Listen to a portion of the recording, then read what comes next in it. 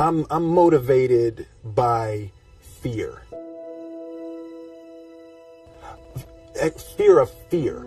I hate being scared to do something. It's very simple. This is what I believe, and I'm willing to die for it. Yeah. Period. You can't be scared to die for the truth. The truth is the only thing that's ever going to be constant. And you can't fear what might happen to you if you were to tell the truth. Because what happens to you if you don't tell the truth is worse than telling the truth will ever be. The first step before anybody else in the world believes it is you have to believe it. There's no reason to have a plan B because it distracts from plan A. And I think psychologically, the advantage that gives me over a lot of people that I have been in competition with in different situations is it's difficult to take the first step when you look how big the task is. The task is never huge to me. It's always one brick. I believe, and I learned very young, that you don't try to build a wall. You don't set out to build a wall. You don't say, I'm going to build the biggest, baddest, greatest wall that's ever been built. You don't start there. You say, I'm going to lay this brick as perfectly as a brick can be laid. There will not be one brick on the face of the earth that's going to be laid better than this brick that I'm going to lay in this next 10 minutes. Yeah. And you do that every single day. And soon you have a wall. And soon you have a wall.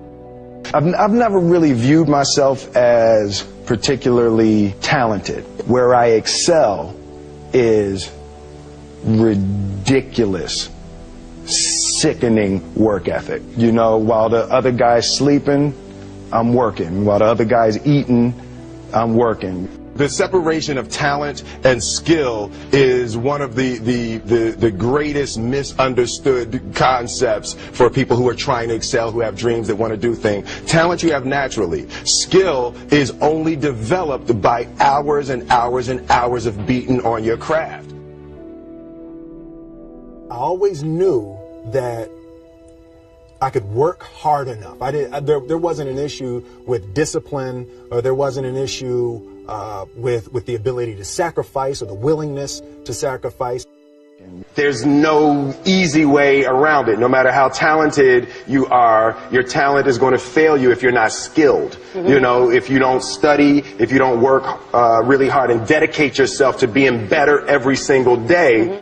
Mm-hmm. This one year, my father had his shop, and he decided for whatever reason that he wanted a new wall on the front of his shop. So he tore down probably about 16 feet high and probably about 30 feet long. He just completely tore the wall down, and my brother and I had to dig a 6-foot hole. We for would the mix foundation. For the foundation. Right. We would mix in the concrete by hand. A year and a half. We were building this wall for a year and a half. Every day after school, we were coming, mixing concrete, putting it in the hole, doing it. And it was just myself and my little brother. And I remember standing back, looking at that wall, saying, there's going to be a hole here forever. A year and a half later, we laid the final brick. And my father stood back with my brother and I know he planned this. He says he didn't, but I know he had been planning this and writing this for his for the past 2 years. But we stood back, we looked at the wall, and he looked at me and my brother and said, "Don't y'all never tell me that you can't do something," and walked into the shop. It's crazy because it's like when you've had a certain amount of success, it seems like it should breed confidence. But it actually doesn't, you know. Why is that?